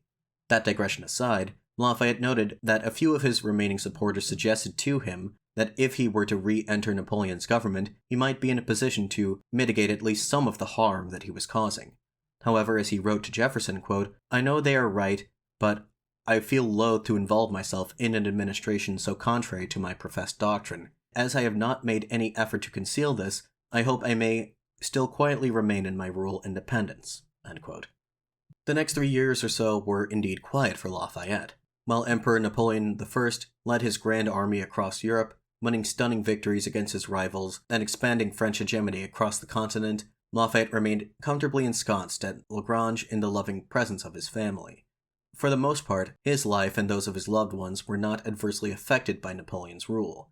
The most serious consequence of Lafayette's quiet opposition to the government was that the emperor blocked every promotion for his son Georges and his son-in-law Louis, who, as I mentioned just a bit ago, had rejoined the army sometime prior to the outbreak of the War of the Third Coalition in early 1805. Both men had been commended by their commanding officers for their service. Georges had even saved the life of General Grouchy during the Battle of Eylau in February 1807, sustaining a minor wound in the process.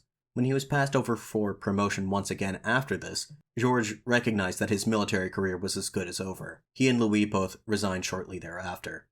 Lafayette was no doubt upset at the emperor's vindictiveness, but Adrienne, for her part, was more than happy to see the boys return home. As Virginie later wrote about her mother, being around her family, busying herself with charitable works and so on, these things were more meaningful to her than her son restoring honor to the family name by proving his mettle on a battlefield ever could. Quote, "The rest of her precious life was consecrated to us. She felt too deep, too passionate a love for family life to want any other kind of existence. Neither did the grandeur she had witnessed nor the fame that she had seen up close provoked as much happiness as her simple life at Lagrange. She filled her entire life with love." End quote. Unfortunately, as I've alluded to several times already, Adrienne never fully recovered from her time in prison. She suffered from recurring bouts of illness in the years since, some worse than others. In the autumn of 1807, her health began to sharply decline, as she developed a high fever, persistent vomiting, and arthritic pain so debilitating as to render her unable to walk. Madame de Tesse, hearing that her niece was ill, went to Lagrange to check on her. She determined that her condition was so severe that she had her relocated to her residence in Paris, where she could receive more adequate medical treatment. Tess sent for Adrienne's husband, who was at the moment, along with Georges at Chavagnac, attending to some business. They immediately dropped everything and raced back north to be with Adrienne. Anastasie, Virginie, and the rest of the family joined them in short order. Days passed, and then weeks, and there was no improvement in her condition. Lafayette remained by her bedside throughout this time, slowly coming to the realization that she would not survive this illness. Virginie, who was also present throughout, wrote that Adrienne would fall into long spells of comatose sleep, and that she was in a state of delirium for most of her waking hours. In her brief intervals of lucidity, she would have conversations with Lafayette, which Virginie recorded. Adrienne's thoughts dwelled mainly on religion, as is often the case for people faced with their own mortality. At one point she turned to Lafayette and asked him if he was a Christian. He was not, at least in any meaningful sense. As we've seen, he was not a religious person himself, but was willing to show a certain deference to religion when the occasion required it. And so at this moment, he chose to remain silent. Adrienne, noting his lack of response, said something to the effect of, quote, "Ah, so you are a Fayettist," end quote. Lafayette gave a faint chuckle, and asked if Adrienne was not herself a Fayettist. Without hesitation, she answered, quote, "Yes, I am, with all my heart and soul. I would give my life for that doctrine," end quote. As Virginie recounted, quote, "God and my father occupied all of her thoughts during those last moments. It is impossible to understand how much she meant to him, and he to her, even in the midst of her delirium, in total silence. Their faces were portraits of infinite tenderness and devotion," end quote. On December 24th, 1807, Adrienne de Noailles, the Marquise de Lafayette, died at the age of 48. Her final words were, to her husband, quote, "I am all yours," end quote. Lafayette could not have asked for a better companion. She remained devoted to him through everything. His unannounced voyage to America, the trials she encountered through the course of the Revolution in France, his long ordeal of political persecution, all of it, even when her devotion to him incurred her own suffering. She was laid to rest in the Picpus Cemetery, a private cemetery founded on the site where 1,306 victims of the Reign of Terror, including Adrienne's mother, grandmother, and sister, were buried in a mass grave. Adrienne herself helped lead the efforts to purchase this plot of land to repurpose it as a cemetery.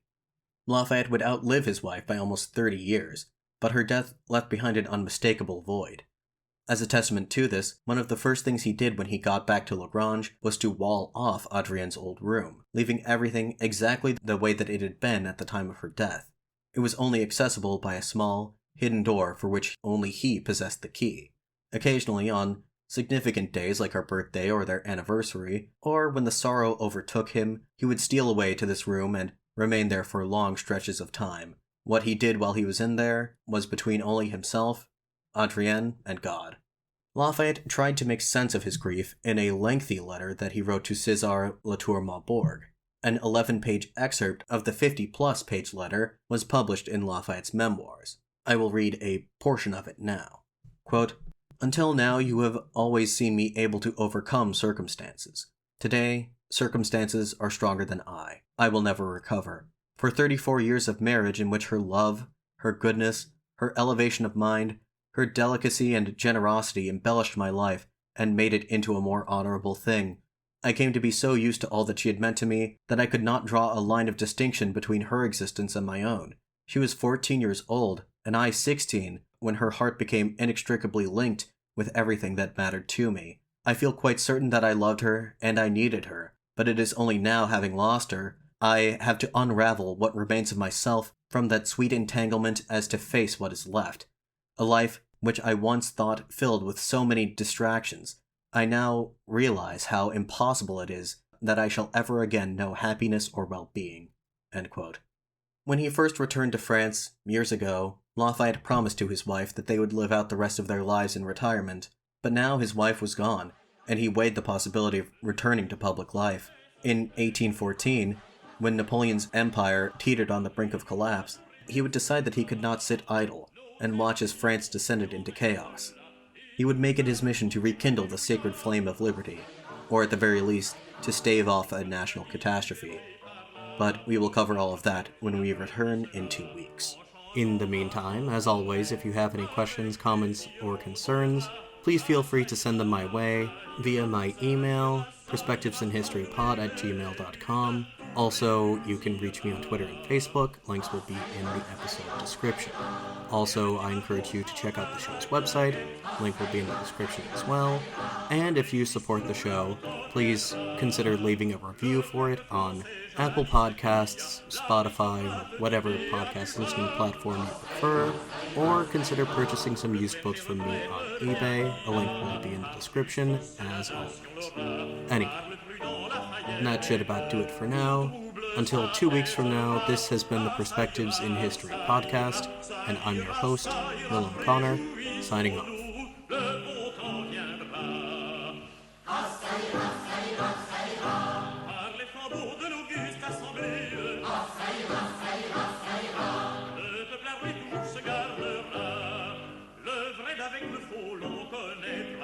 Citoyen pour le bien soutiendra. Ça ira. Quand l'aristocrate protestera, le bon citoyen au délirira, sans avoir à le troubler. Toujours le plus fort sera. Ça ira. Le peuple armé toujours se gardera.